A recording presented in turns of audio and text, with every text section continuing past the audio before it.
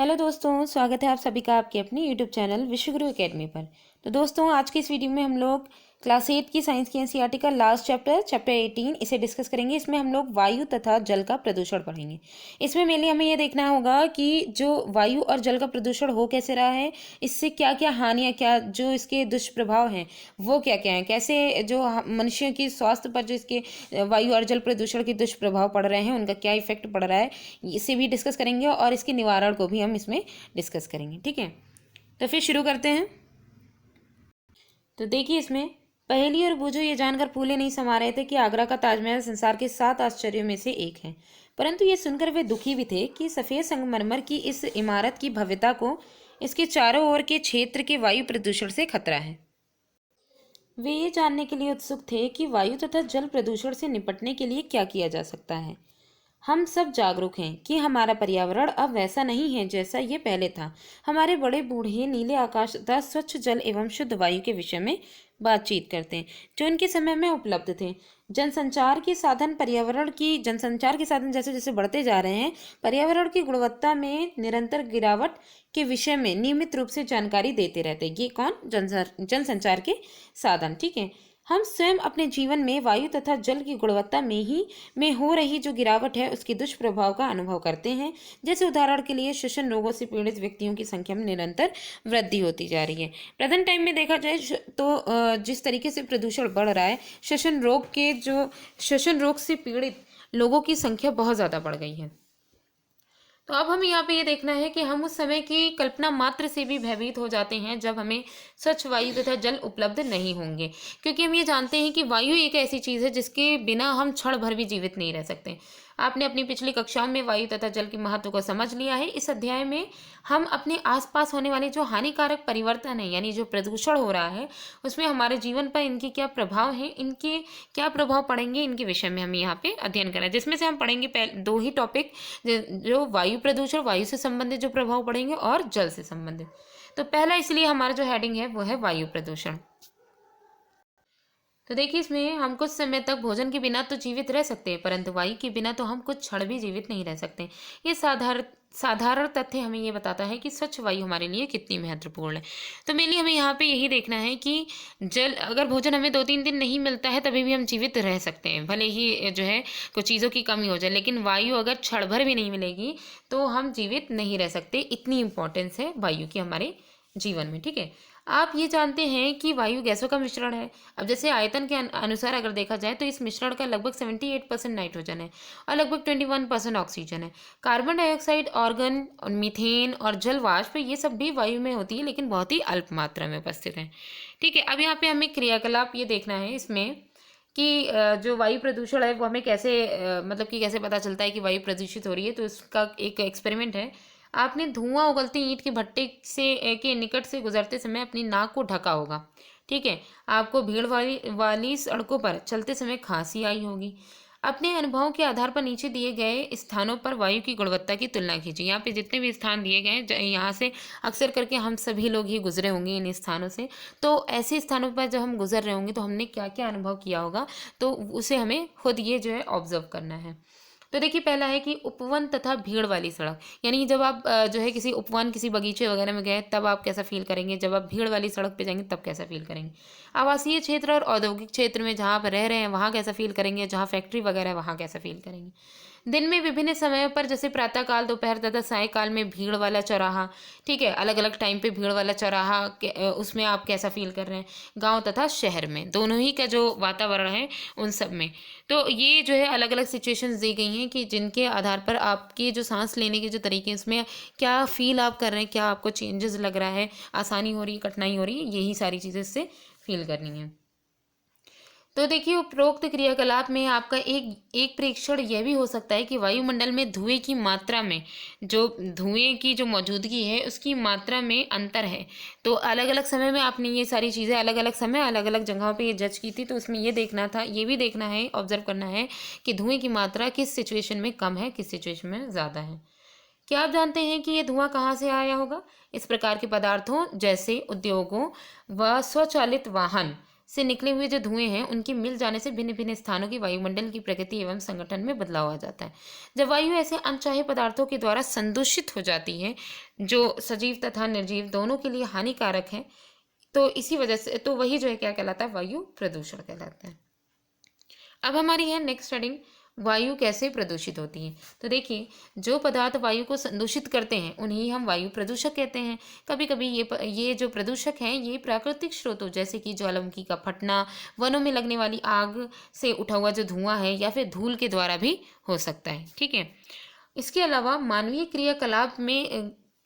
क्रियाकलाप तो इसमें काफ़ी इंपॉर्टेंट रोल अदा करते हैं। तो इनके द्वारा भी वायु में प्रदूषक मिलते रहते हैं। जैसे इन वायु प्रदूषकों का जो स्रोत है, जो मानवीय क्रियाकलापों के आधार पर अगर देखा जाए तो वो फैक्ट्री है, विद्युत संयंत्र है, स्वचालित वाहन, निर्वातक है, और जलावन लकड़ी है। लकड़ी को जब जलाया जाता है तो उसमें से जो धुआं निकलता है, और जो उपले जो होते हैं, ठीक है, उनके जलने से निकला हुआ जो धुआं है। तो ये सारी चीज़ें हैं जो कि मानव निर्मित मनुष्यों की कुछ क्रियाकलाप है उनके द्वारा भी। यहाँ देखिए एक फैक्ट्री से निकलता हुआ धुएं का दिखाया गया है। ठीक है, तो मानव निर्मित कुछ चीज़ें हैं जो है काफ़ी इंपॉर्टेंट रोल प्ले करती हैं वायु प्रदूषण में। अब वो चाहे स्वचालित वाहन के रूप में हो, या फिर फैक्ट्री हो, या फिर कुछ लकड़ी वगैरह जलाने की इसमें हो। यहाँ पे देखिए क्रियाकलाप में क्या दिया गया है कि आपने समाचार पत्रों में पढ़ा होगा कि बच्चों में श्वसन समस्याएं दिन प्रतिदिन बढ़ती जा रही हैं। श्वसन समस्याओं से कितने बच्चे पीड़ित हैं, इसे ज्ञात करने के लिए आप अपने मित्रों तथा पास पड़ोस के घरों का सर्वेक्षण कर सकते हैं। जितने भी आप जो है अड़ोस पड़ोस के जो घर हैं वहाँ पे जाकर के आप देख सकते हैं, और कि उनसे पूछ भी सकते हैं कि कौन कौन जो है श्वसन से संबंधित बच्चे हैं कि नहीं है, और अगर हैं तो कितनी तादाद में हैं। बहुत सी श्वसन समस्याएं वायु प्रदूषण के कारण होती हैं। आइए ये जानने का प्रयास करें कि प्रदूषित वायु में कौन से पदार्थ अथवा प्रदूषक उपस्थित होते हैं। ठीक है, क्या आपने कभी ये ध्यान दिया है कि हमारे शहरों में कितनी तेज़ी से वाहनों की संख्या बढ़ रही है। तो ये चीज़ भी हमें यहाँ पे देखना है। तो यहाँ पे देखिए, वाहन अधिक मात्रा में कार्बन मोनोऑक्साइड, यहाँ पे जो गैसें हैं इनको याद रखना बहुत ज़रूरी है, काफ़ी इंपॉर्टेंट ये पैराग्राफ भी है। वाहन अधिक मात्रा में carbon monoxide, carbon dioxide, nitrogen oxide तथा धुआं उत्पन्न करते हैं। पेट्रोल तथा डीजल जैसे ईंधनों के अपूर्ण दहन से, ठीक है, अपूर्ण दहन से कार्बन मोनोऑक्साइड उत्पन्न होती है, और ये एक विषैली गैस है। ये रुधिर में ऑक्सीजन वाहक क्षमता को घटा देती है, क्योंकि जो कार्बन मोनोऑक्साइड है ये रुधिर की हीमोग्लोबिन के साथ क्रिया करके कार्बोक्सी हीमोग्लोबिन बना देती है, और ये एक ऐसा पदार्थ होता है जो है मतलब कि ये रिवर्सिबल नहीं होता है, इरिवर्सिबल जो है प्रोडक्ट ये बन जाता है। ठीक है, और जिसकी वजह से ऑक्सीजन का कंपाउंड नहीं बन पाता है, और फिर ऑक्सीजन का प्रवाह बॉडी के जितने भी पोर्शंस हैं वहां तक नहीं हो पाता है। अब हमें यह देखना है, क्या आप जानते हैं यदि दिल्ली में पंजीकृत वाहनों को एक के बाद एक लाइन में अगर खड़ा करें तो ये संसार की दो सर्वाधिक लंबी नदियों जैसे कि नील तथा अमेजन की संयुक्त लंबाई, अगर दोनों को संयुक्त कर दिया जाए, उनकी लंबाई के लगभग बराबर लंबी हो जाएगी। सिर्फ दिल्ली के पंजीकृत जो वाहन है उनकी बात की जा रही है। ठीक है, और जो इलीगल है उनको तो हटा ही दीजिए। तो इतनी तादाद में वहाँ पे वाहनों की संख्या है। अब आगे हमें देखना है कि बूझों को विशेषतः सर्दी में वायुमंडल में दिखने वाले कोहरे जैसी मोटी परत याद है। ये धूम कोहरा होता है जो धुएं तथा कोहरे से बनता है। धुएं में नाइट्रोजन के ऑक्साइड उपस्थित हो सकते हैं जो अन्य वायु प्रदूषकों, नाइट्रोजन के ऑक्साइड अन्य वायु प्रदूषकों तथा कोहरे के संयोग से धूम कोहरा बनाते हैं। ठीक है, तो ये पदार्थ का भी ध्यान रखिएगा। और इसके कारण सांस लेने में कठिनाई वाले रोग जैसे कि दमा, खांसी, बच्चों में सांस के साथ हरहराहट उत्पन्न हो जाते हैं। जैसे कि अभी प्रेजेंट टाइम में आप देखिएगा, अभी तो ठंड की शुरुआत हो रही है। ठीक है, तो जो है पटाखों से जो धुआं निकलेगा, या और भी जो अभी तो फिलहाल दिवाली है, तो पटाखों से जो धुआं जैसे ही जो है दिवाली निकलेगी, ठीक है, तो फिर क्या होगा, ठंड बहुत जल्दी आ जाएगी, क्योंकि हमें लगेगा कि कोहरा जो है होने लग गया है। तो वो रीज़न क्या होगा, वो कोहरा जो है वो धूम कोहरा ही होगा, क्योंकि वहाँ पे क्या हो जाएगा कि धुआं और जो वायु में उपस्थित जो नाइट्रोजन ऑक्साइड वगैरह हैं ये बहुत ही ज़्यादा तादाद में कोहरे का फॉर्म ले लेंगे। ठीक है, तो वो असल में वो कोहरा नहीं होगा, बल्कि क्या होगा, एक प्रदूषित जो है कोहरा होगा। ठीक है, जो कि नुकसानदेह भी है। तो आगे देखिए, बहुत से उद्योग भी वायु प्रदूषण के लिए उत्तरदायी हैं, जैसे कि पेट्रोलियम परिष्करणशालाएं सल्फर डाइऑक्साइड तथा नाइट्रोजन डाइऑक्साइड जैसे गैसीय प्रदूषकों की प्रमुख स्रोत हैं।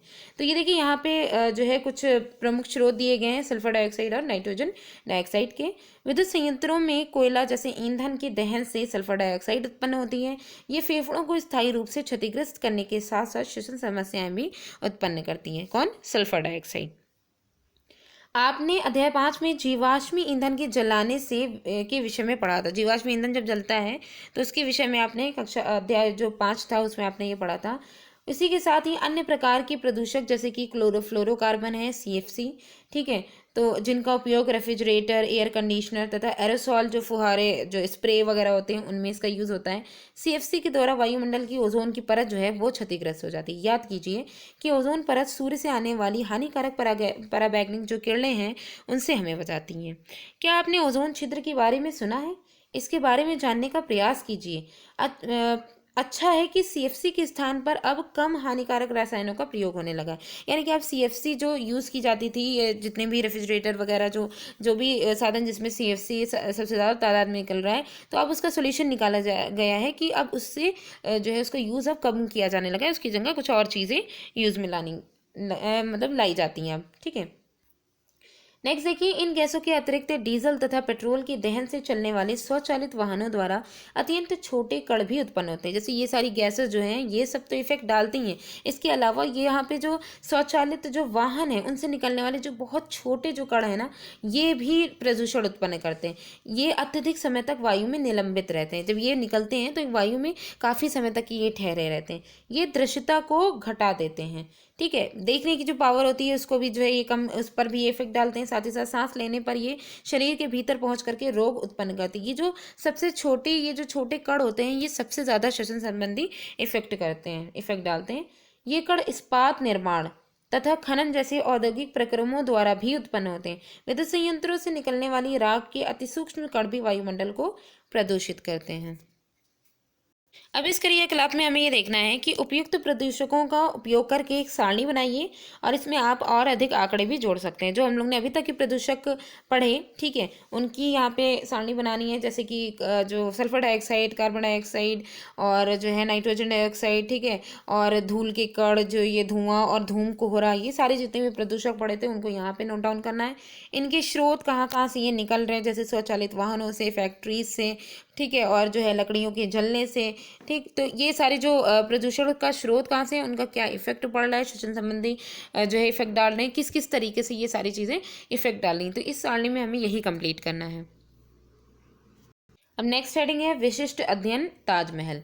ताजमहल पे स्पेशली हमें अध्ययन करना है क्योंकि उसकी जो खूबसूरती है उस पर क्या इफेक्ट किस वजह से पड़ रहा है इसके बारे में जानना जरूरी है। तो आइए देखते हैं, पिछले 2 दशकों से अधिक समय से पर्यटकों को सर्वाधिक आकर्षित करने वाले भारत के आगरा शहर में स्थित ताजमहल चिंता का विषय बना हुआ है। विशेषज्ञों ने यह चेतावनी दी है कि वायु प्रदूषक इसके सफेद संगमरमर को बदरंग कर रहा है। अतः वायु प्रदूषण द्वारा केवल सजीव ही प्रभावित नहीं किंतु भवन, स्मारक तथा प्रतिमाएं जैसी निर्जीव वस्तुएं भी प्रभावित होती हैं। आगरा तथा इसके चारों ओर स्थित रबड़ प्रक्रमण, स्वचालित वाहन, रसायन और विशेषकर मथुरा तेल परिष्करणी जैसे उद्योग सल्फर डाइऑक्साइड तथा नाइट्रोजन डाइऑक्साइड जैसे प्रदूषकों को उत्पन्न करते हैं, ठीक है। उन सबको, इन दोनों ही प्रकार के जो प्रदूषक हैं इनको उत्पन्न करने के लिए ये उत्तरदायी रहे हैं। ये गैस वायुमंडल में उपस्थित जो जलवाष्प है उससे अभिक्रिया करके सल्फ्यूरिक एसिड और नाइट्रिक एसिड, नाइट्रिक अम्ल बनाती है। ये वर्षा को अम्लीय वर्षा बना देते हैं तथा पृथ्वी पर बरस जाते हैं। इसी की ही जो है अम्ल वर्षा कहते हैं जब ये पृथ्वी पर बरसते हैं। तो ये जो अम्ल वर्षा है उसके कारण स्मारक की जो संगमरमर है उसका संक्षारण हो रहा है, ठीक है, इसकी जो सफ़ेदी है वो खत्म हो रही है। इस परिघटना को संगमरमर कैंसर भी कहते हैं। तो आप ये समझ गए होंगे कि संगमरमर कैंसर क्या होता है। मथुरा तेल परिष्करणी से उत्सर्जित काजल, एक और चीज़ जो मथुरा से जो है तेल शोधन वाली जो फैक्ट्री होगी, ठीक है, तेल परिष्करणी से उत्सर्जित जो काजल कण हैं, काजल के जो कण हैं जैसे निलंबित कणों का संगमरमर को पीला करने में योगदान है, ठीक है। ताजमहल को सुरक्षित रखने के लिए सर्वोच्च न्यायालय ने बहुत से उपाय किए हैं। माननीय न्यायालय ने भी काफ़ी जो है ताजमहल को, ये देखिए आप, ठीक है, तो इसकी जो खूबसूरती है वो बनी रहे, तो इसके लिए जो सर्वोच्च न्यायालय है उसने क्या कदम उठाए हैं, तो उन्होंने क्या कदम उठाए हैं, तो उनके द्वारा उद्योगों को सीएनजी, संपीड़ित प्राकृतिक गैस तथा एलपीजी, द्रवित पेट्रोलियम गैस जैसे स्वच्छ ईंधनों का उपयोग करने का आदेश दिया गया। मतलब कि सर्वोच्च न्यायालय के द्वारा ये आदेश दिया गया है कि पेट्रोल डीजल की जगह आप सीएनजी और एलपीजी जैसी गैस सिलेंडर जो है इन ईंधनों का उपयोग करें ताकि प्रदूषण कम से कम हो।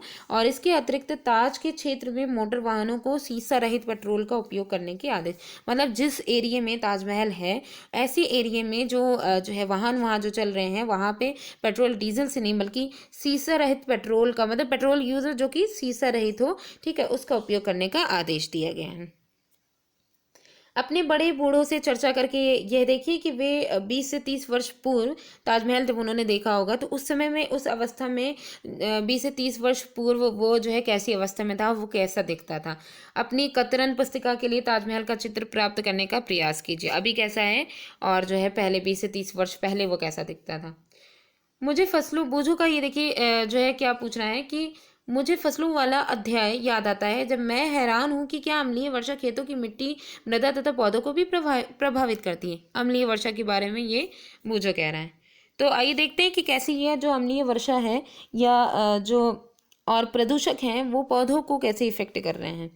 तो देखिए पहली हेडिंग है पौधा घर प्रभाव, ठीक है, तो इसको हम कह सकते हैं कि ग्रीन हाउस इफेक्ट भी। सूर्य की किरणें वायुमंडल से गुजरने के पश्चात पृथ्वी की सतह को गर्म करती हैं, ठीक है, और पृथ्वी पर पड़ने वाले सूर्य के विकिरणों, जो सूर्य की जो किरणें हैं उनका कुछ भाग पृथ्वी अवशोषित कर लेती है और बाकी के भाग को परावर्तित कर देती है वापस से वायुमंडल में। तो कुछ भाग जो परावर्तित होकर के वापस अंतरिक्ष में लौट जाता है, परावर्तित विकिरणों का कुछ भाग वायुमंडल में रुक जाता है। जो वापस जाने वाला, जो अंतरिक्ष में वापस जाने वाला जो भाग है परावर्तित किरणों का, उसका कुछ भाग जो है वो जो है वातावरण जो है वायुमंडल में रुक जाता है। ये रुका हुआ विकिरण पृथ्वी को और गर्म करता है। यदि आपने किसी पौधशाला यानी नर्सरी अथवा अन्य किसी स्थान पर पौधघर को अगर देखा है तो याद कीजिए कि सूर्य की जो ऊष्मा है वो पौधघर में, जो ग्रीन हाउस है उसमें प्रवेश तो कर जाती है पर इससे बाहर नहीं निकल पाती है। यही रुकी हुई ऊष्मा पौधघर यानी ग्रीन हाउस को गर्म करती है। पृथ्वी के वायुमंडल के द्वारा रोके गए विकिरण यही कार्य करते हैं जिस तरीके से ग्रीन हाउस में ये चीजें होती हैं, ठीक है। यही कारण है कि उसे पौधघर प्रभाव यानी ग्रीन हाउस इफेक्ट कहते हैं। इस प्रक्रम के बिना पृथ्वी पर जीवन संभव नहीं हो सकता, यानी ये जो प्रोसेस यहाँ पे कही गई है उसके बिना पृथ्वी पर जीवन संभव नहीं हो सकता, अतः ये प्रक्रम जीवन के लिए खतरा बन गया है। मतलब कहने का ये जो ग्रीन हाउस इफेक्ट के द्वारा जैसे जो है कुछ पौधों की जो प्रजातियां हैं उनको जीवित रखा जा रहा है, तो इसका जो इफेक्ट है वो जो है हमारे जीवन के लिए एक खतरा बन गया है, जो इसका साइड इफेक्ट जो पड़ रहा है। इस प्रभाव के लिए हवा में कार्बन डाइऑक्साइड की अधिकता उत्तरदायी है। जो ग्रीन हाउस इफेक्ट है इसके लिए कार्बन डाइऑक्साइड जो है इसका रोल बहुत बहुत ही ज़्यादा इसमें इंपॉर्टेंट है। परंतु वायुमंडल में कार्बन डाइऑक्साइड की मात्रा कैसे बढ़ रही है, इसका अधिक कैसे हो जाता है, ये पहेली का कहना है। आखिर ये कार्बन डाइऑक्साइड की मात्रा बढ़ कैसे सकती है, तो आइए देखते हैं कार्बन डाइऑक्साइड के बारे में। आप जानते हैं कि CO2 वायु का एक घटक है, ठीक है, और पौधों के लिए कार्बन डाइऑक्साइड की भूमिका का भी आप अध्ययन कर चुके हैं कि कार्बन डाइऑक्साइड का पौधों के लिए क्या इंपॉर्टेंस है। परंतु यदि वायु में CO2 की अधिकता हो तो ये प्रदूषक की भांति कार्य करती है, मतलब कि जो इसकी लिमिटेशन दी गई अगर इससे ज़्यादा हो जाएगी तो प्रदूषक की तरह ये काम करेगी। क्या आप पहेली के प्रश्न का हल ज्ञात करने में उसकी सहायता कर सकते हैं, तो आइए देखते हैं उनका जो है हल क्या निकलेगा। एक और तो मानवीय क्रियाकलापों के कारण निरंतर CO2 वातावरण में मोचित होती जा रही है, रिलीज होती जा रही है, तथा दूसरी ओर वन क्षेत्र घट रहा है, क्योंकि मेनली जो कार्बन डाइऑक्साइड की मात्रा जो रिलीज हो रही है उसको यूज करने वाले तो वन ही है, लेकिन वनों का जो क्षेत्र है वो कम हो रहा है। पौधे प्रकाश संश्लेषण के लिए वायुमंडल से CO2 का उपयोग करते हैं, जिसके कारण वायु में कार्बन डाइऑक्साइड की मात्रा कम हो जाती है। वनोन्मूलन के कारण, वनों के कटने के कारण वायु में कार्बन डाइऑक्साइड की मात्रा बढ़ जाती है, क्योंकि CO2 की जो खपत करने वाले वृक्ष हैं उनकी संख्या घट रही है, वो कम हो रहे हैं, तो फिर जाहिर सी बात है अब इनकी खपत तो होगी नहीं, तो उसकी जो लेवल है वो बढ़ता जाएगा, यूज तो हो नहीं रहा है। इस प्रकार मानवीय क्रियाकलाप वायुमंडल में CO2 के संचय में योगदान देते हैं, ठीक है। CO2 को जो है और भी ज्यादा उसको बढ़ाते चले जा रहे हैं। CO2 ऊष्मा को रोक लेती है। अब कार्बन डाइऑक्साइड एक बादल जैसे स्ट्रक्चर बना लेती है वायुमंडल में, और ये जो वापस जाने वाला जो विकिरण है इसको रोक लेती है, ठीक है, और उसे वायुमंडल में नहीं जाने देती है, जिसकी वजह से होता यह है कि परिणाम स्वरूप वायुमंडल में औसत जो ताप है उसमें निरंतर लगातार वृद्धि हो रही है। इसे ही विश्व उष्णन या ग्लोबल वार्मिंग कहते हैं। अब जैसे इसमें कार्बन डाइऑक्साइड के अलावा भी कुछ गैसें हैं जो इसमें ये ग्लोबल वार्मिंग जो है इसमें काफ़ी इंपॉर्टेंट रोल प्ले करती हैं, तो इन गैसों का याद रखना बहुत ज़रूरी, क्योंकि क्वेश्चन ऐसे पूछा जाता है कि जो ग्रीन हाउस जो गैसें हैं वो कौन कौन सी हैं, ठीक है। तो यहाँ देखिए मीथेन है, नाइट्रस ऑक्साइड है, जलवाष्प जैसी अन्य गैसें भी हैं जो इस प्रभाव में योगदान देती हैं। यानी कार्बन डाइऑक्साइड के अलावा ये तीन और हैं, मीथेन, नाइट्रस ऑक्साइड और जलवाष्प, ठीक है। तो इसी वजह से इनको ग्रीन हाउस पौधघर गैसें या ग्रीन हाउस गैसें भी कहते हैं। अब हमें ये देखना है कि जो विश्व उष्णन है एक गंभीर संकट जो बन गया है, जो ग्लोबल वार्मिंग है वो कैसे बन गया है उसे देखते हैं। तो देखिए, जो ग्लोबल वार्मिंग वार्मिंग है इसके कारण समुद्र तल में एक आश्चर्यजनक वृद्धि हो सकती है। कई स्थानों पर तटीय प्रदेश जलमग्न हो चुके हैं, ठीक है, और मतलब कि पूरी तरीके से डूब चुके हैं। वहाँ पे पानी का स्तर बढ़ गया है, जिसकी वजह से जो ज़मीन है वो जो है जल में डूब गई है। तो ग्लोबल वार्मिंग के विस्तृत प्रभाव वर्षा प्रतिरूप, कृषि, वन, पौधों तथा जंतुओं पर भी हो सकते हैं। ऐसे क्षेत्रों में जो विश्व उष्णन से आशंकित हैं, रहने वाले अधिकांश व्यक्ति एशिया में हैं।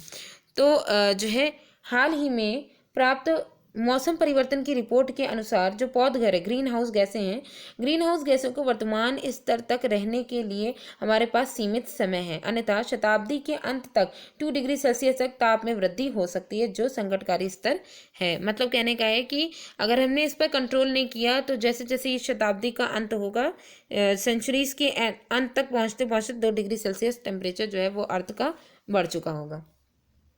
अब इसका जो ग्लोबल वार्मिंग का इफेक्ट क्या पड़ेगा टेम्परेचर बढ़ने की वजह से, उसे देखते हैं। तो ये जो विश्व उष्णन विश्वव्यापी सरकारों के लिए विचारणीय विषय बन चुका है। इस पर सोच विचार बहुत ज़्यादा जो है फोकस दिया जा रहा है, इस पर किया जा रहा है। बहुत से देशों ने पौधघर गैसों, ग्रीन हाउस गैसों के उत्सर्जन में कमी करने के लिए एक अनुबंध किया है। संयुक्त राष्ट्र सम्मेलन के अंतर्गत, देखिए ये काफ़ी इंपॉर्टेंट लाइन है कि जो संयुक्त राष्ट्र सम्मेलन है इसके अंतर्गत एक क्योटो प्रोटोकॉल आया था, ठीक है। वो एक ऐसा ही अनुबंध है जिस पर बहुत से देशों ने हस्ताक्षर किया था, और ये ग्लोबल वार्मिंग से संबंधित है, जो कि वायु प्रदूषण को कम करने के लिए, उस पर रोक लगाने के लिए है, ठीक है।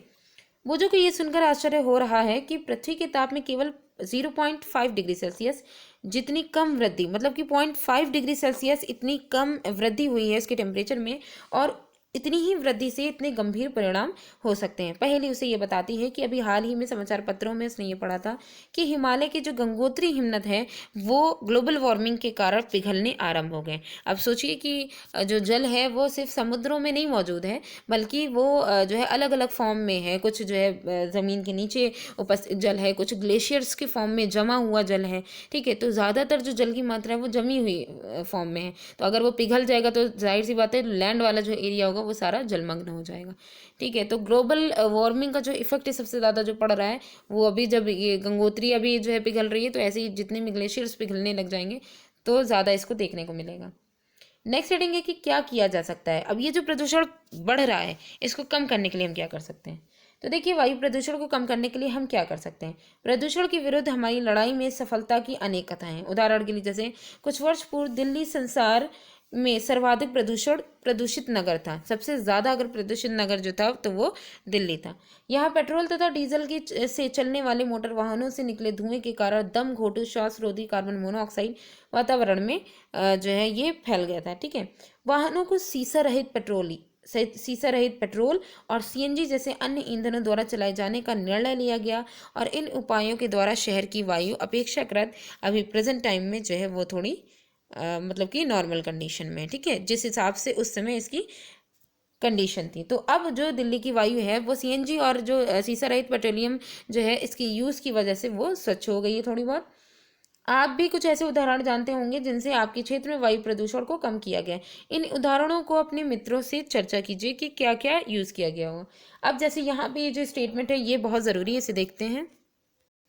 क्या आप विद्यालयों में बच्चों द्वारा चलाए गए अभियान पटाखों का बहिष्कार करिए के विषय में जानते हैं। इस अभियान में दिवाली के दिनों में वायु प्रदूषण के स्तर में काफ़ी अंतर ला दिया है। तो ये जो है स्कूलों में ये अभियान चलाया गया है कि पटाखों का बहिष्कार करिए, ठीक है। तो इसके द्वारा क्या किया गया है कि जो वायु प्रदूषण, जो दिवाली के समय में पटाखों के जलने से वायु प्रदूषण में जो बढ़ोतरी हो रही है उसमें काफ़ी अंतर आया है इस अभियान की वजह से, जिससे लोग जो है जागरूक हो रहे हैं, ठीक है। आगे देखिए कि सरकार तथा अन्य एजेंसियों द्वारा विभिन्न स्थानों पर वायु की गुणवत्ता का नियमित मॉनिटरण किया जाता है। इन आंकड़ों का उपयोग कर हमें अपने मित्रों तथा पड़ोसियों में वायु प्रदूषण के प्रति जागरूकता उत्पन्न कर सकते हैं। तो अभी जो क्योंकि दिवाली आने वाली है तो खुशी का त्यौहार है, तो सभी लोग जो है खुशी मनाएंगे, लेकिन हमें ये इस बात का भी ध्यान रखना है कि अभी प्रेजेंट टाइम में जो कंडीशन, महामारी की जो कंडीशन चल रही है कोरोना की, तो ऐसे बहुत से ऐसे जो मरीजों की जो तादाद बढ़ती जा रही है वो सभी के सभी स्वास्थ्य संबंधित जो है ये बीमारी है। ठीक है, तो हम सब का ये जो है जिम्मेदारी बनती है कि पटाखों की कम से कम जो है उसका यूज़ करें, कम से कम उसको जलाएं। ठीक है, ताकि प्रदूषण जो है वो कम से कम हो सके और जो ये कोरोना से जो पीड़ित मरीज हैं उनका ध्यान रखा जाए। ठीक है, उनको दिक्कत ना हो। तो ये एक जागरूकता का एक पड़ाव है हम सब की तरफ से, तो इस पर इसको जो है फॉलो भी करें हम सभी लोग। तो आगे देखते हैं कि हमें अपनी ऊर्जा की आवश्यकता की पूर्ति के लिए जीवाश्मी ईंधन के स्थान पर वैकल्पिक ईंधनों को अपनाने की ज़रूरत है। ठीक है, तो यहाँ पे देखिए एक पिक्चर भी दिखाई गई है कि वृक्षों की पौध का रोपण करते हुए बच्चे, किस तरीके से वृक्षों का रोपण किया जा रहा है।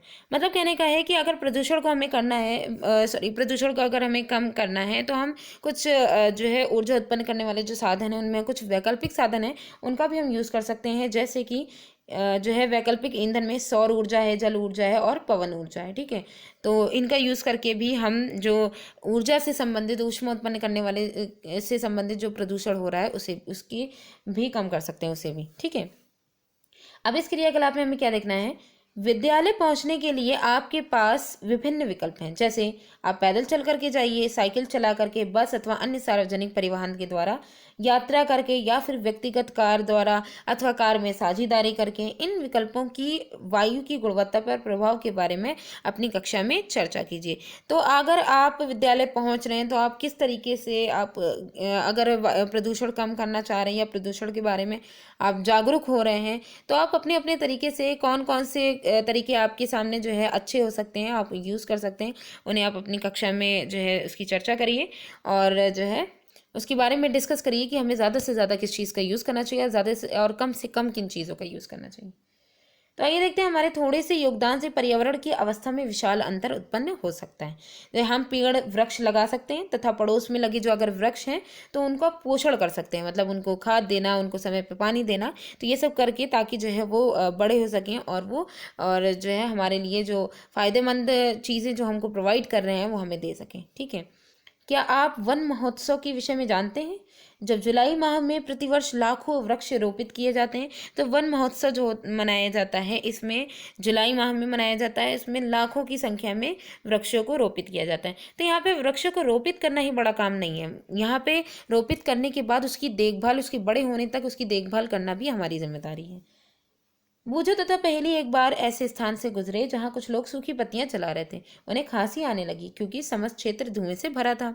पहेली ने सोचा कि जलाने से अच्छा विकल्प तो ये है कि इन्हें कंपोस्ट पिट में डालना हो सकता है। क्या आप ये सोच सकते हैं? तो बिल्कुल ये जो है ज़्यादा बेहतर रहेगा कि कंपोस्ट पिट में अगर डाल दिया जाए तो एक तरीके से खाद भी बन जाएगी, एक मतलब कि दूसरा भी बेनिफिट है, और एक ये भी बेनिफिट है कि जो प्रदूषण इन पत्तियों के जलने से जो फैल रहा था वायु प्रदूषण वो नहीं होगा। अब हमारा नेक्स्ट जो प्रदूषण है वो है जल प्रदूषण। तो आइए देखते हैं, कक्षा 7 में आपने सीखा था कि जल एक बहुमूल्य साधन है। सोचिए तथा उन क्रियाकलापों की सूची बनाइए जिनके लिए हमें जल की आवश्यकता होती है।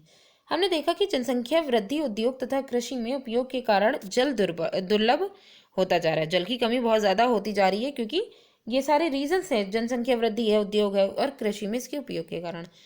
आपने ये भी देखा है कि कपड़े धोने, नहाने आदि के बाद हमारे द्वारा उपयोग किया गया जो जल है वो कितना गंदा हो जाता है। इसका यह अर्थ है कि जल में हम कुछ ऐसे पदार्थ मिला देते हैं जो उसकी गुणवत्ता को कम करके उसके रंग और गंध में को भी बदल देते हैं। जब भी वाहित मल, ठीक है, विषैले रसायन, गाद आदि जैसे हानिकारक जो पदार्थ हैं वो जब जल में मिल जाते हैं तो जल प्रदूषित हो जाता है।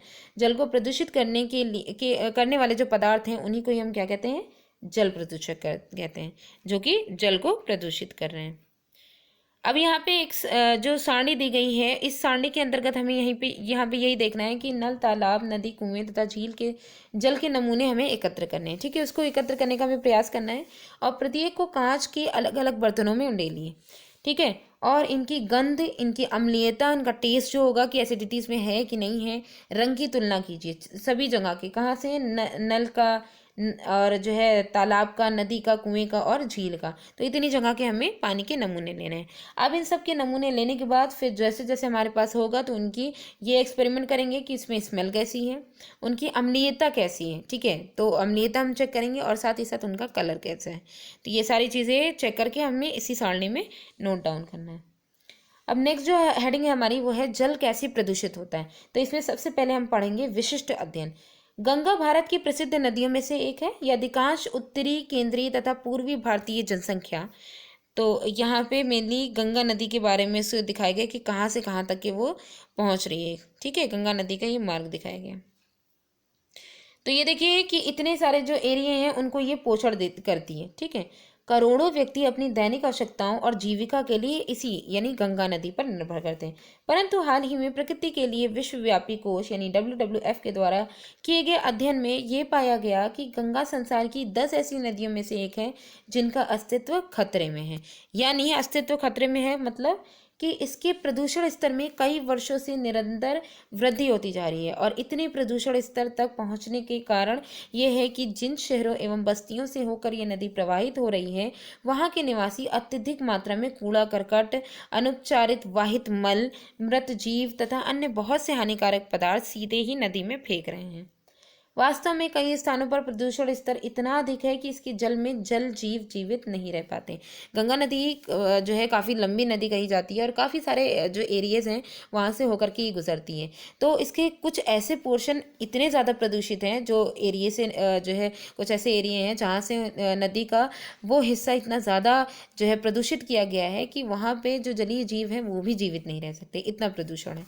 ठीक है, और वहाँ ये जो नदी का जो हिस्सा है वो लगभग निर्जीव हो चुकी है।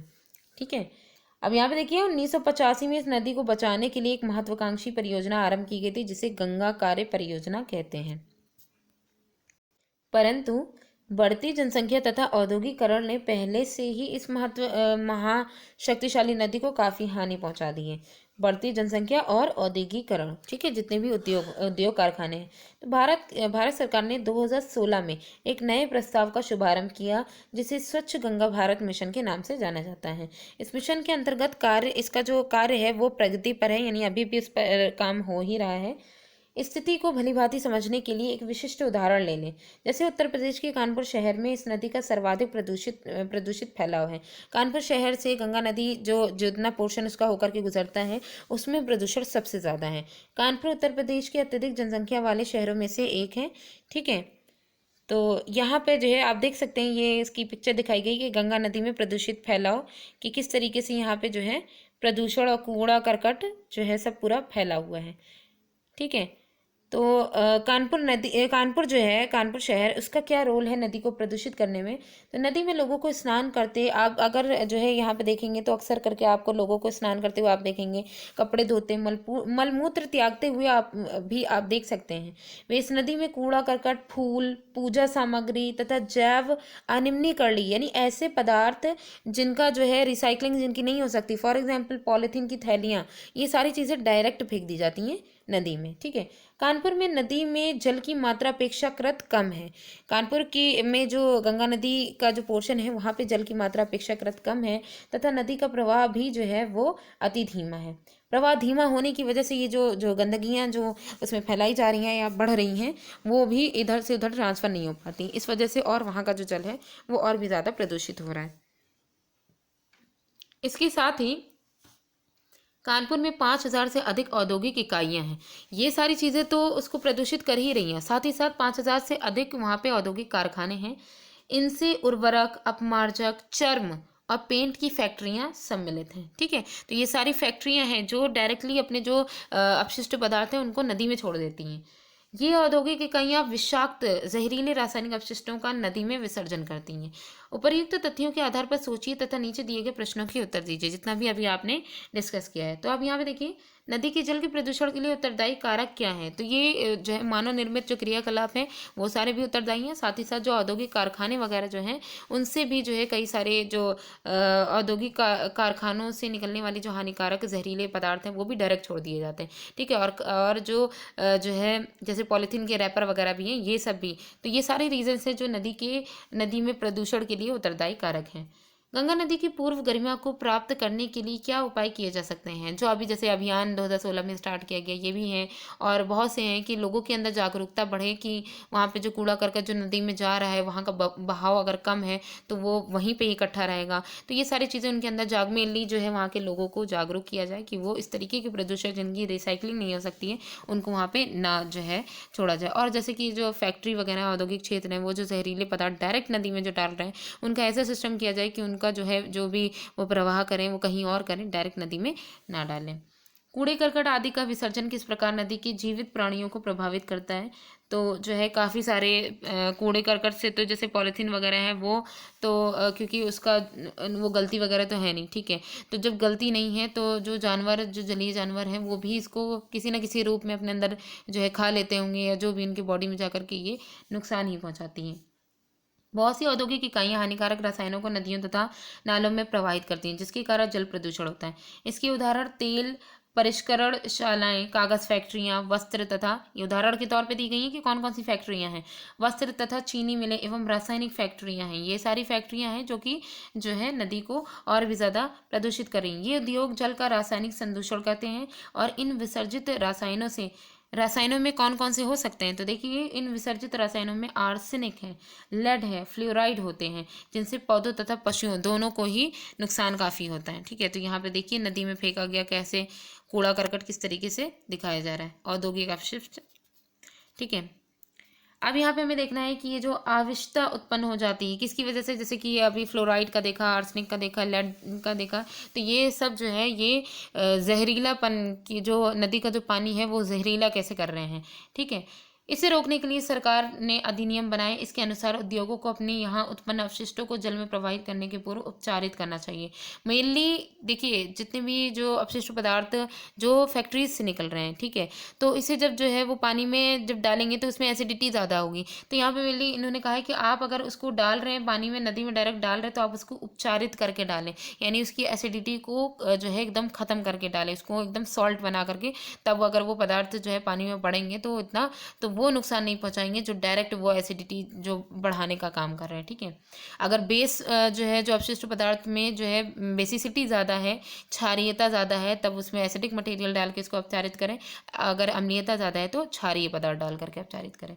परंतु प्रायः इन नियमों का पालन नहीं किया जाता है, और अक्सर करके जो फैक्ट्रीज़ हैं वो तो नियम तो बना दिए गए हैं, लेकिन ये इनका पालन ये इस तरीके से नहीं करें। अशुद्ध जल से मृदा भी प्रभावित होती है, जिसके कारण उसकी जो अम्लीयता है तथा कृमियों की वृद्धि में भी परिवर्तन हो जाता है। तो जाहिर सी बात है उसकी अम्लीयता जो है उसमें भी परिवर्तन हो जाएगा, और जो कृमि जो मृदा को और ज़्यादा उपजाऊ बनाने का काम कर रहे थे वो भी जो है इस प्रदूषण की वजह से उनमें भी कमी आ जाएगी। हमने अध्याय 1 में ये देखा था कि फसलों की सुरक्षा के लिए पीड़कनाशी तथा जो अपतरण जो नाशी हैं उनकी कितने मतलब कि ये जो है वो कितने महत्वपूर्ण हैं।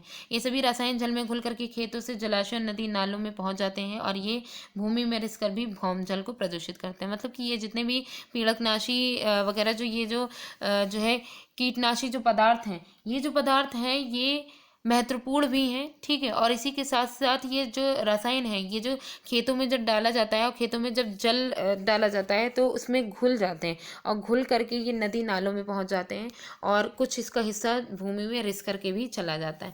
तो ये हर तरीके से जो भौम जल है उसको भी प्रदूषित कर रहे हैं, नदी नालों को तो प्रदूषित कर ही रहे हैं, ठीक है। उसके बाद है कि क्या आपने ऐसे तालाबों को देखा है जो दूर से देखने पर हरे प्रतीत होते हैं, क्योंकि बहुत से शैवाल उसमें मतलब कि उसमें जाते हैं। यह उर्वरक में उपस्थित नाइट्रेट एवं फॉस्फेट जैसे रसायनों की अधिक की मात्राओं के कारण होता है, जिसमें शैवालों की जो है तादाद जो है वो ज़्यादा जो है बढ़ जाती है। ये रासायनिक शैवालों को फलने फूलने के लिए पोषक की भांति कार्य करते हैं।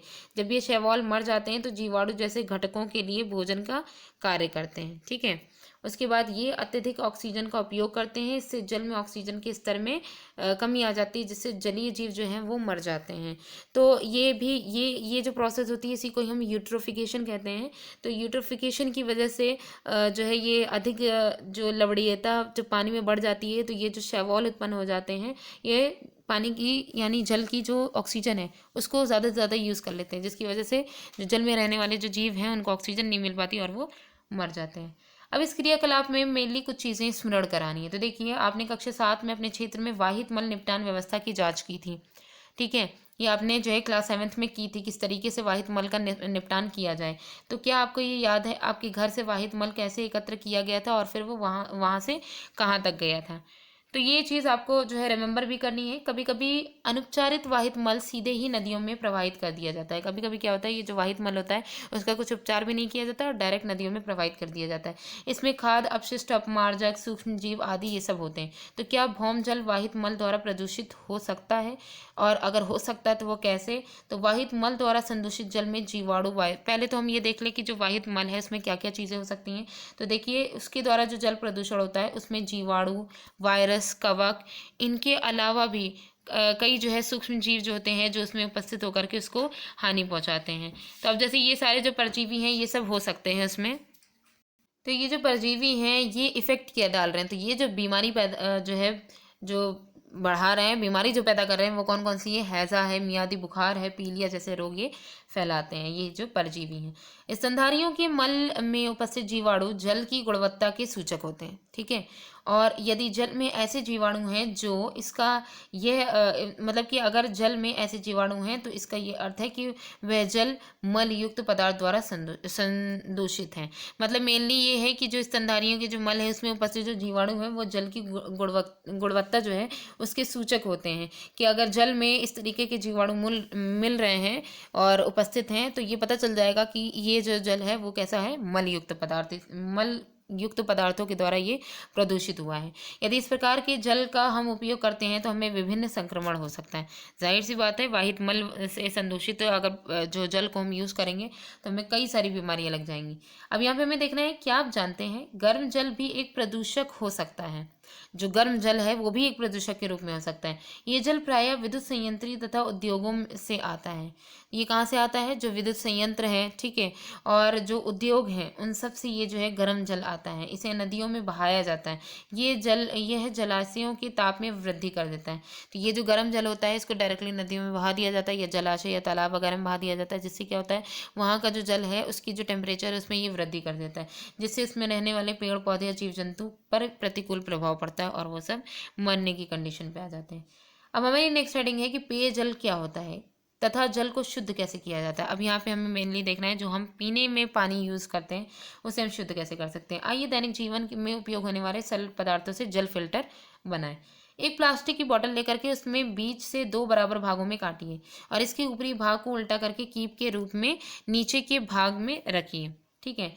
इसमें भीतर कागज की नैपकिन अथवा पतले कपड़े की एक परत बनाइए और इसके ऊपर रुई, रेत तथा फिर बजरी की परतें बिछाइए। के करके पहले रुई की, फिर उसके बाद रेत की, फिर बजरी की परतें बिछाइए। अब इस फिल्टर पर गंदा जल उंडेलिए तथा फिल्टरित जल का प्रेक्षण कीजिए। मतलब गंदा जो जल है वो उस पर डालिए, उसके बाद जो फिल्टर होता हुआ जो जल जा रहा है उसका प्रेक्षण भी कीजिए। अब निम्नलिखित जो प्रश्न है इनका अपने मित्रों और अध्यापकों के साथ चर्चा कीजिए। देखिए पहला क्वेश्चन है, पीने से पहले हमें जल को फिल्टर करने की आवश्यकता क्यों होती है? ताकि उसमें उपस्थित, फिल्टर करने की ये भी है, उसमें उपस्थित जो ऐसे पदार्थ जो है मतलब कि इस तरीके के हैं जो बड़े जो है प्रदूषण के रूप में है, बड़े संदूषित पदार्थों के रूप में है, तो ऐसे पदार्थों को निकालने के लिए भी फिल्टर किया जाता है। बहुत से महीन ऐसे पदार्थ होते हैं जैसे कि धूल के कण या फिर कोई कलर वगैरह जो है, इन सब को भी हटाने के लिए इसका फिल्टर करने का काम किया जाता है। अगर पत्थर वगैरह भी अगर जल में उपस्थित है तो ये सब फिल्टर के द्वारा छाने जा सकते हैं। नेक्स्ट है कि अपने घर में उपयोग होने वाले पीने के जल आप कैसे प्राप्त करते हैं? तो जो घर में उपयोग होने वाला जो पीने का जल है, जो या तो जो है जो सप्लाई के द्वारा जो आता है पानी घरों में, वो भी यूज़ किया जाता है। नहीं तो आजकल जो है घरों में या तो सरकारी हैंडपंप वगैरह यूज़ किए जाते हैं या फिर बोरिंग करा दी जाती है। तो ये सारे जो है साधन हैं जो कि जो है या फिर जो बिस्लेरी की बॉटल्स वगैरह, कई सारे जो फिल्टर जो है पानी घर घर पहुंचाए जाते हैं। तो ये सारे साधन हैं जो घर में उपयोग होने वाले पीने के लिए जो जल है वो उसकी मतलब कि वो उस जो पीने वाला जो पानी है वो प्राप्त किया जाता है इन सारे तरीकों से, ठीक है। नेक्स्ट क्वेश्चन है, यदि हम प्रदूषित जल पिए तो क्या होगा? तो हमें कई तरीके की बीमारियां जो है वो हमें लग सकती हैं। अब यहाँ पे हमें ये देखना है कि बूझो जो है वो बहुत परेशान है। वह पहली से कहता है कि उसने जो जल पिया था वह देखने में स्वच्छ था तथा उसमें कोई गंध भी नहीं थी, परंतु फिर भी वह बीमार हो गया। तो अब क्या था कि जिसकी वजह से वो बीमार हो गया? पहले स्पष्ट करती है कि देखने में जो जल स्वच्छ प्रतीत हो उसमें रोग वाहक सूक्ष्म जीवाणु तथा घुले हुए अपद्रव्य हो सकते हैं। जो देखने में साफ सुथरा, ना ही वो कलरफुल है, ना ही कोई स्मेल आ रही है, सब कुछ दिख रहा है, लेकिन फिर भी उसमें कई सारे रोगवाहक सूक्ष्म जीव भी हो सकते हैं और जो अपद्रव के रूप में वो घुले हुए होंगे, जो कि हमें प्रदूषण के तौर पे हमें दिख नहीं रहे हैं, लेकिन ये हमें हानि पहुंचा सकते हैं। अतः पीने से पहले जल को शुद्ध करना आवश्यक है। जैसे उदाहरण के लिए, जैसे अभी फिल्टर का काम क्या होता है, फिल्टर क्या करता है, जो मोटी मोटी गंदगी होती है, खासकर मोटी मोटी गंदगी को छानने का काम, पानी से बाहर निकालने का काम, और दूसरा जैसे कलर वगैरह है तो उसको भी जो है साफ कलर देने का काम, बालू मिट्टी मोरंग, ये सारी जो चीज़ें होती हैं इन सबको निकाल के पानी को स्वच्छ करने का काम करता है। ये काम तो करता है, लेकिन उसमें उपस्थित जो महीन सूक्ष्म जीव जो होते हैं इनका जो है वो उनकी सफाई फिल्टर नहीं करता है, ठीक है। तो उनका शुद्ध होना ज़रूरी है। तो उदाहरण के लिए हम जल को उबाल कर शुद्ध कर सकते हैं। ये एक आसान तरीका है कि अगर हमने जल को उबाल दिया तो ये जो सूक्ष्म जीव जो हैं वो मर जाएंगे, ठीक है। तो इससे भी हम जो है जल जो है उसको शुद्ध कर सकते हैं। पर उबालने पर जो मिनरल्स वगैरह हैं वो क्या होंगे, वो नष्ट हो जाएंगे, तो ये भी एक तरीके का नुकसान है। इसके अलावा जैसे कि जो है क्लोरीन वगैरह जो है, इनके द्वारा क्लोरीन गैस होती है, ठीक है, इसका, या फिर जो लाल फास्फोरस जो होता है, इन सब से भी जल को शुद्ध किया जाता है, सूक्ष्म जीवों को इसमें खत्म किया जाता है। पीने के लिए उपयुक्त जल को पेयजल कहते हैं। आपने देखा है कि किस प्रकार विभिन्न भौतिक तथा रासायनिक जो प्रक्रियाएं हैं उनके द्वारा जलाशय में गिराने से पूर्व वाहित मल उपचार संयंत्रों से जल को शुद्ध किया जाता है। इसी प्रकार नगर निगम अथवा नगर पालिकाएं घरों में आपूर्ति करने से पूर्व जल का उपचार करती हैं। जब ये जो घरों में जो नगर पालिकाओं या नगर निगम के द्वारा से जो कांटेक्ट हो करके जो घरों में जो जल भेजा जाता है, सप्लाई का पानी, ठीक है, तो वो जो घरों में जो भेजा जाता है उसके लिए नगर पालिकाएं पहले उसकी जांच करती हैं, जल का पहले उपचार कर देती हैं, उसकी पूरी तरीके से उसकी सफाई हो जाती है, सूक्ष्म जीव रहित बना दिया जाता है पूरा पानी, ठीक है, उसके बाद उसकी सप्लाई होती है। अब यहाँ पे है, क्या आप जानते हैं कि संसार की 25% जनसंख्या को निरापद पेयजल नहीं मिलता है, यानी कि जो 25% ऐसी जनसंख्या है जिसको स्वच्छ पेयजल नहीं मिलता है, वो ऐसे ही गंदला ही पानी पीते हैं। आइए देखें कि जल को पीने के लिए निरापद कैसे बनाया जा सकता है। तो देखिए, आप ये देख चुके हैं कि जल को कैसे फिल्टर करते हैं। आप अपद्रवों को दूर करने की भौतिक विधि जो है करने की भौतिक ये जो तरीका भी हम लोग ने जो देखा फिल्टर वाला, ये एक भौतिक तरीका था, भौतिक विधि थी अपद्रव्यों को दूर करने की। आम प्रचलित घरेलू फिल्टर कैंडल फिल्टर होता है, ठीक है, जो बहुत ही ज़्यादा जो है आमतौर पर घरेलू फिल्टर के रूप में प्रचलित है। बहुत से घरों में निरापद जल को प्राप्त करने के लिए उबालने की विधि का उपयोग किया जाता है। उबालने से जल में उपस्थित जीवाणु मर जाते हैं, ठीक है। फिर है कि जैसे जल है उसको शुद्ध करने के लिए सामान्य रासायनिक विधियां भी हैं, जैसे कि क्लोरीनीकरण आप कर दीजिए, इसमें क्लोरीन गैस का प्रवाह, ठीक है, ये जल में क्लोरीन की गोलियां अथवा जो है विरंजक चूर्ण मिलाकर किया जाता है। तो यहाँ पे जो गोली है उनको भी क्लोरीन की जो गोलियां हैं या फिर उसका जो पाउडर है, ठीक है, उन सबको मिला करके भी जो है जल को शुद्ध किया जाता है। और आजकल तो घरों में जो फिल्टर लगाया जाता है, ठीक है, जो आरओ वगैरह जो लगाया जाता है रिवर्स ऑस्मोसिस के द्वारा, तो उसमें तो जो अल्ट्रावायलेट रेज है और क्लोरीन की भी जो है कुछ मात्रा उसमें डाल करके लिक्विड के फॉर्म में या टैबलेट के फॉर्म में, तो उसमें जो है जल को शुद्ध किया जाता है, ठीक है। तो ये सारे तरीके हैं कि क्लोरीनीकरण के द्वारा भी जल में जो उपस्थित सूक्ष्म जीव हैं उनको नष्ट किया जाता है। हमें सावधान रहना चाहिए कि हमें क्लोरीन की गोलियों को निर्दिष्ट मात्रा में अधिक से नहीं डाल, मतलब कि क्लोरीन की गोलियां जो है जल को शुद्ध करने के लिए डाली जा रही हैं उनकी मात्रा भी लिमिटेड होनी चाहिए, उससे ज़्यादा अगर होगी तो वो हमारे लिए नुकसानदेह हो जाएगी। अब यहाँ पे है कि क्या किया जा सकता है। इस क्रियाकलाप में हमें ये देखना है कि पता कीजिए कि आपके क्षेत्र में लोगों का जो जल है वो प्रदूषण के बारे में जानकारी का स्तर क्या है, कि यहाँ पे हमें ये पता करना है अपने क्षेत्र में कि जो लोग हैं उनको जल प्रदूषण के बारे में कितनी जानकारी उनको पता है, उनकी जानकारी का स्तर क्या है, इसे पता करना है। और पीने के जल के स्रोत तथा वाहित मल के व्ययन की विधियों के आंकड़े भी एकत्रित कीजिए, ठीक है। इसके साथ ही समुदाय में जल द्वारा होने वाले जो सामान्य रोग हैं वो कौन कौन से हैं इनका भी पता लगाइए। इसके लिए आप किसी स्थानीय डॉक्टर, स्वास्थ्य कर्मचारी से परामर्श ले सकते हैं। इस क्षेत्र में कार्यरत सरकारी तथा गैर सरकारी संस्थाएं कौन कौन सी हैं, जनता में जागृति उत्पन्न करने के लिए इसके द्वारा जो उपाय किए गए हैं वो क्या किए गए हैं। तो आइए देखते हैं, औद्योगिक इकाइयों के लिए बनाए गए नियमों को सख्ती से लागू कीजिए। पहले तो औद्योगिक इकाई जो है, जो फैक्ट्रीज वगैरह हैं उनके लिए जो नियम बनाए गए हैं उनको पहले तो सख्ती से लागू किया जाए, उस पर खासकर जो है उस पर कंट्रोल होना चाहिए। और ताकि जो प्रदूषित जल है उसको सीधे ही नदियों या झीलों में नहीं बहाया जाए। सभी औद्योगिक क्षेत्रों में जल उपचार संयंत्र स्थापित किए जाने चाहिए। व्यक्तिगत स्तर पर हमें निष्ठापूर्वक जल की बचत करनी चाहिए और उसे बेकार नहीं करना चाहिए। अब जैसे कि है कम उपयोग, जो जल है उसका कम से कम उपयोग किया जाए, जितनी ज़रूरत है बस उतना। पुनः उपयोग, रीयूज़ किया जाए, जैसे कि कुछ जल जो है वो गंदा हो गया है तो उसको जो है उसको ऐसे ही बहा ना दें, उसका जो है उसका जैसे हम लोग ने पिछले क्लास 7th में पढ़ा था उस तरीके से हम उसका उपचार करके, ठीक है, उसको फिर वापस से यूज़ में लाने के लायक बना लें। पुनः चक्रण, रिसाइकलिंग करें, पुनः प्राप्त करना, रिकवर करें और उपयोग ना करना, रिफ्यूज़ हमारा हमारा जो मूल मंत्र होना चाहिए। तो ये सारी कुछ 4 जो यहाँ पे देखिए 5 आवर्स जो दिए गए हैं, इनका यूज़ करके, ये मूल मंत्र हैं जिसका यूज़ करके हम पानी को बचा भी सकते हैं और प्रदूषण को भी कम कर सकते हैं। अपनी दिनचर्या पर विचार कीजिए, आप जल की बचत कैसे कर सकते हैं। तो आइए देखते हैं। सबसे पहले धुलाई तथा अन्य घरेलू कार्य में उपयोग हो चुके जल के पुनः उपयोग संबंधी नए नए विचारों के बारे में हम सोच सकते हैं। जैसे उदाहरण के लिए सब्जियों को धोने के लिए इस्तेमाल जल का उपयोग पौधों की सिंचाई में किया जा सकता है। जैसे कि हम लोग अक्सर ऐसे करते नहीं है कि सब्जियां धुलते हैं, उसके बाद जो वो पानी होता है उसको हम फेंक देते हैं। तो उसको फेंकने की बजाय वो जो सब्जियों को जो धुला गया है जिस पानी में, उस पानी को फेंके ना, उसको इकट्ठा किया रहे, फिर वो पानी ले जा करके पौधों में, जो घर में जो पौधे हैं उनमें डाल दिया जाए। ठीक है, तो ये एक तरीके से बेनिफिट ही होगा। अब है कि प्रदूषण अब कोई दूरस्थ घटना नहीं रह गई है, ये हमारे दैनिक जीवन को प्रभावित कर रहा है। जब तक हम सभी अपने दायित्व की अनुभूति नहीं करेंगे तथा पर्यावरण हितैषी प्रक्रमों का उपयोग आरंभ नहीं करते हैं, हमारी पृथ्वी की उत्तरजीविता संकट में है। ठीक है, पृथ्वी पे रहने वाले जितने भी लोग हैं वो काफ़ी जो है संकट में है। ये देखिए, ये वाली जो प्रोसेस आपको दिखाई जा रही है, ये है जल उपचार संयंत्र। ठीक है, क्लास 7th में भी हम लोग ने इसी से संबंधित कुछ चीज़ें हम लोग ने देखी थी कि जल का जो उपचार है, जल की जो सफाई है वो कैसे की जाती है। तो यहाँ पे देखिए कुछ संदेश है, उसे भी देख लेते हैं।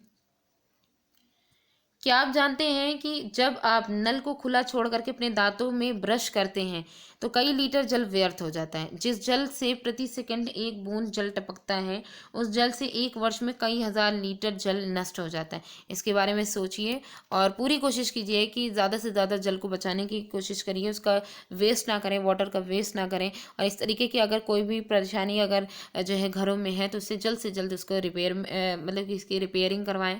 ठीक है, ताकि जो जल जो है उसका मतलब कि उसका वेस्ट ना हो। ठीक है, तो कम से कम उसका वेस्ट हो। तो ये जो चैप्टर है वो यहीं पे ही एंड होता है फ्रेंड्स।